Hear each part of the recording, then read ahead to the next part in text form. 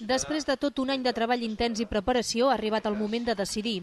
A partir d'aquest dissabte 10 d'abril i fins al 25 d'abril, és a dir, durant 16 dies, tots els ciutadans empadronats a Terrassa amb majors de 16 anys poden triar a quins projectes volen destinar 4 milions d'euros dels pressupostos participatius. Aquest divendres els principals implicats, polítics i tècnics, han fet una simulació de la votació que es podrà fer de forma presencial, mitjançant internet o amb el telèfon mòbil. Un total de 176.000 persones podran participar en aquesta consulta ciutadana sobre inversions municipals i triar un màxim de 3 propostes d'un total de 16.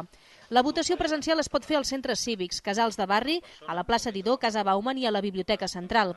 També hi haurà 2 punts itinerants. Aquest cap de setmana el recinte firal amb motiu de la celebració de la Fira de la Solidaritat i el Raval de Montserrat coincidint amb la Diada de Sant Jordi.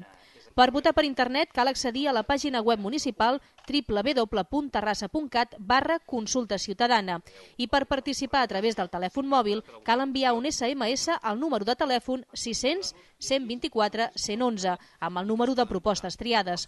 En tots els casos caldrà identificar-se amb el DNI i el nom sencer. El sistema verificarà la seva autenticitat per evitar votacions massives o frau.